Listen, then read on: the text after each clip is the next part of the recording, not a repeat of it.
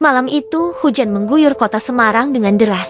Petir menyambar, seolah langit sendiri tak setuju dengan rencana mereka. Kilatan cahaya sesekali menerangi siluet bangunan tua yang menjulang megah dan kelam di antara kabut hujan. Lawang Sewu berdiri seperti raksasa yang tertidur, namun tak sepenuhnya mati. Angin malam menderu, membawa bisikan yang tak jelas asalnya, seperti suara-suara dari masa lalu yang tertahan di antara ribuan pintu dan lorong-lorong gelap di dalamnya. 4 mahasiswa jurusan sejarah Universitas Negeri Semarang, Vina, Gilang, Tasya, dan Reza mendapatkan tugas akhir yang unik, meneliti sejarah kelam Lawang Sewu. Gedung peninggalan kolonial Belanda itu memang terkenal angker, dengan kisah tentang penyiksaan di ruang bawah tanah, penampakan noni Belanda, dan lorong-lorong yang berubah bentuk. Mereka, karena semangat akademis dan dorongan rasa penasaran, mengajukan permohonan khusus untuk menginap semalam di dalamnya. Tak mudah, namun setelah surat izin keluar, mereka berdiri di depan gerbang besi yang berkarat, memandang ke dalam. Gelap yang menelan cahaya senter mereka. Saat mereka masuk, suara derit pintu menyambut seperti tangisan sunyi dari masa lalu. Udara di dalam gedung berbeda, dingin dan lembab, seperti ruang hampa yang tak pernah dijamah kehidupan. Bau kayu tua, debu, dan jamur menyatu dengan aroma logam yang samar, mengingatkan Vina pada bau darah. Pintu-pintu tua yang jumlahnya tak terhitung itu berderet panjang di setiap sisi lorong, berdiri tegak seperti penjaga sunyi. Setiap langkah mereka menimbulkan gema, dan gema itu seakan disusul oleh langkah lain yang tak mereka buat sendiri. Vina berhenti sejenak.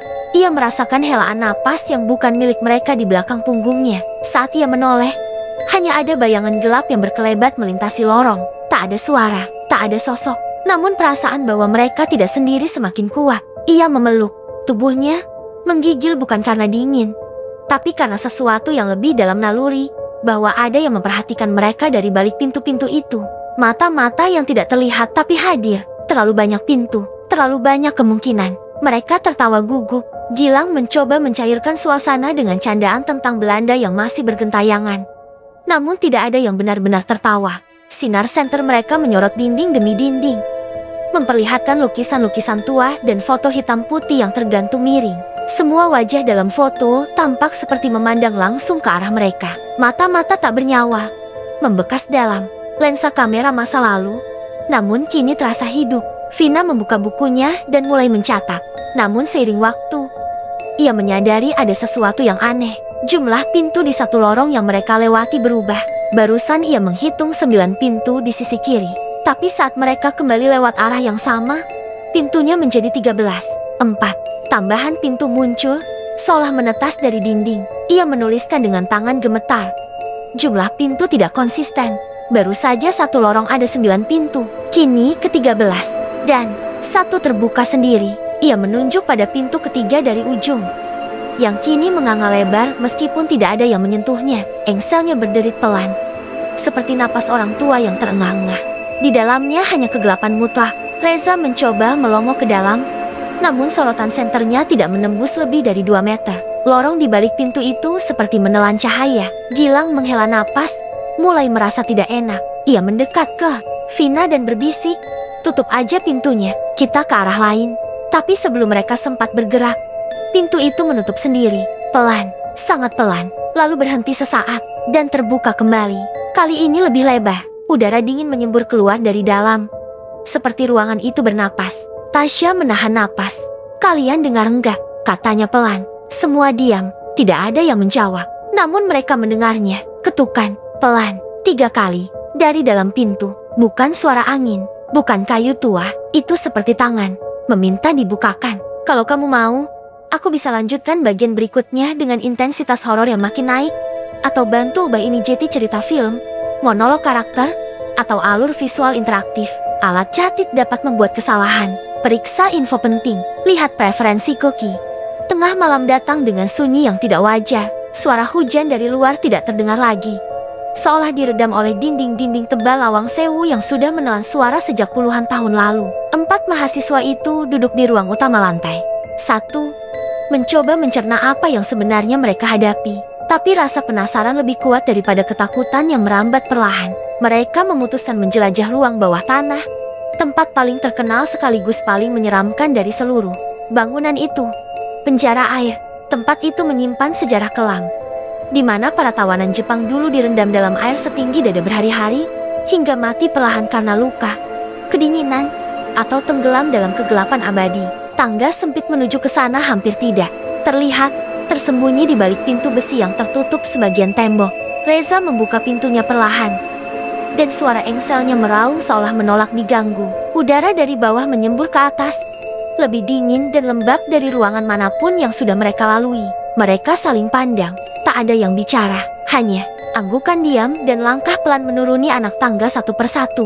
Dinding-dinding di sisi tangga basah, tetesan air turun seperti keringat dari batu. Semakin dalam mereka melangkah, suhu tubuh mereka ikut turun. Nafas keluar sebagai uap tipis di udara, dan setiap langkah menimbulkan cipratan air kecil dari genangan yang memenuhi dasar ruangan. Bau besi karat bercampur amis darah menusuk hidung. Tasya menutup mulutnya, dan Vina mulai merasa mual. Lantai basah dan licin, dan dinding di sekitarnya seolah memerangkap mereka dalam perut bumi. Gilang berjalan di depan, menyinari lorong sempit yang bercabang ke beberapa sisi. Tapi tiba-tiba, lampu senter di tangannya mati. Bukan hanya mati, baterainya seperti benar-benar hilang energi dalam sekejap. Gelap gulita menyelimuti mereka. Tak ada yang berani bicara selama beberapa detik yang terasa seperti sahabat. Dalam gelap, suara rantai terdengar diseret di lantai. Pelan, tapi pasti, seakan makin dekat. Logam berat yang bersentuhan dengan batu basah. Suara yang bukan berasal dari benda mati yang jatuh. Suara itu memiliki irama, ritme, seperti ditarik oleh seseorang. Siapa itu? Bisik Tasya dengan suara bergetar. Tidak ada yang menjawab. Tapi langkah kaki mulai terdengar dari arah kanan. Bukan langkah sepatu. Suara kaki telanjang yang basah menyentuh air, menyusuri lantai dengan pelan namun pasti. Reza buru-buru menyalakan senter cadangannya, dan dalam sekejap cahayanya menangkap sesuatu berdiri tak jauh dari mereka. Semua terdiam, napas tercekat. Di sana, tepat di ujung cahaya, terlihat sepasang kaki telanjang. Tidak ada tubuh di atasnya, hanya dua kaki berdiri tegak, seolah masih hidup. Kulitnya penuh luka, sobekan, lebam membiru, dan darah segar masih menetes dari ujung-ujung jari kakinya. Kuku-kukunya panjang dan menghitam, seperti belum pernah disentuh manusia selama bertahun-tahun. Teriakan pecah dari mulut Tasya, dan mereka semua langsung berbalik, berlari tanpa arah yang pasti. Tangga tempat mereka turun sebelumnya kini tampak begitu jauh, tapi mereka terus melaju ke arah itu. Vina lebih dulu sampai dan mencoba membuka pintu. Tapi saat cahayanya menyorot dinding, tidak ada pintu, tidak ada celah. Hanya tembok batu yang kasar, lembab, dan utuh. Mereka panik. Reza memukul dinding itu berkali-kali, meneriakkan nama Tuhan dengan putus asa. Tasya menangis, tubuhnya gemetar hebat. Dan Gilang hanya menunduk, memegangi kepalanya yang seperti meledak karena tekanan. Vina mundur beberapa langkah, menatap sekeliling. Lorong di belakang mereka berubah. Pintu-pintu baru muncul di dinding kanan dan kiri, seperti tumbuh dari dinding batu. Tidak ada dua pintu yang sama. Ada yang tinggi sempit, ada yang rendah dan lebar. Ada pula yang seolah berdetak pelan, seperti jantung. Tidak ada yang tahu sejak kapan pintu-pintu itu muncul. Tidak ada yang tahu mana yang sebenarnya. Mereka terjebak di dalam, di tempat yang tak mengenal waktu. Jika kau mendengar suara rantai diseret malam-malam di sekitar Lawang Sewu, jangan balas, karena tidak semua suara berasal dari dunia ini, dan tidak semua yang terjebak di sana ingin kau pergi dengan selamat. Kalau kamu mau, aku bisa bantu teruskan ke bab berikutnya dengan lebih banyak misteri dan horor, atau bantu buat versi ilustrasi dari adegan ini. Alat catit dapat membuat Kesa. Kegelapan di ruang bawah tanah semakin padat, bukan hanya karena cahaya yang memudar, tetapi karena suasana yang berubah menjadi lebih menyesakan. Waktu tidak terasa lagi berjalan, seolah mereka tersesat dalam dimensi lain di balik dinding batu. Lawang Sewu. Vina, yang sejak awal paling peka terhadap suara-suara, mulai menunjukkan tanda-tanda yang membuat ketiga temannya semakin gelisah. Ia tidak lagi menjawab ketika dipanggil, hanya berdiri diam mematung, kadang tertawa kecil, kadang menangis tanpa suara. Ia mulai membisikkan kata-kata aneh dalam bahasa yang bahkan ia sendiri tak kuasai. Telinganya seolah menangkap jeritan dan komando dalam bahasa Belanda dan Jepang, bersatu dalam nada mengerikan seperti suara tentara memanggil dari lorong-lorong gelap, diikuti teriakan tawanan yang meronta, seakan ratusan jiwa masih terkurung di dalam batu. Dan saat tangannya mulai menulis sendiri di buku catatan yang kini basah dan koyak, Reza mendekat, Membaca pelan, suaranya bergetar. Laat sini Tonsnapen, jangan biarkan mereka lolos. Vina mendongak, menatap ke arah dinding dan mulai mengelus batu-batu lembab itu seolah menyapa makhluk yang tinggal di baliknya. Tatapannya kosong, matanya tidak bergerak, dan bibirnya bergumam lirih berulang-ulang. Pintunya belum semuanya terbuka, masih ada satu lagi, yang paling dalam, yang terakhir. Kata-kata itu membuat mereka bertiga saling pandang dalam ketakutan. Mereka ingin keluar, tapi semua jalan sudah berubah. Dinding yang tadi berlubang kini tertutup, pintu-pintu terus bertambah, dan setiap yang dibuka hanya berujung pada ruang gelap dengan suara napas di dalamnya. Akhirnya mereka menemukan satu pintu besi besar, berbeda dari yang lain, lebih tua, berkarat, namun terasa hidup. Di atasnya terukir tulisan samar yang sudah nyaris terhapus. Pintu itu terkunci dari dalam. Saat mereka mendekat, suara ketukan pelan terdengar dari baliknya. Ketukan yang ritmis, seolah sesuatu atau seseorang sedang menunggu mereka membukanya. Tasya mendekat lebih dulu. Ia tak bisa menjelaskan kenapa, tapi tubuhnya seperti ditarik. Tangan gemetar. Ia menyentuh gagang pintu itu. Begitu jari-jarinya menyentuh logam dingin itu, suara jeritan panjang terdengar dari dalam. Tajam, menyayat.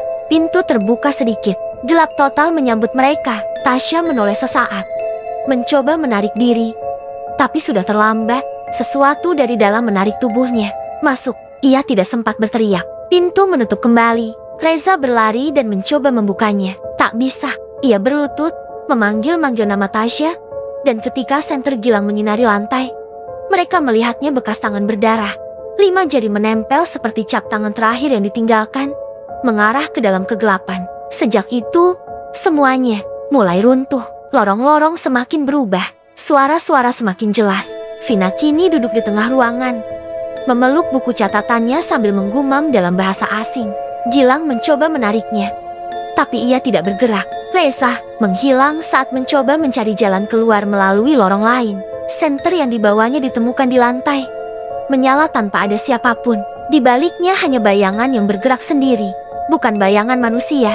Gilang sendirian kini memegang kamera yang merekam semuanya sejak mereka masuk. Ia menyandarkan diri di dinding dekat pintu utama yang kini juga sudah hilang.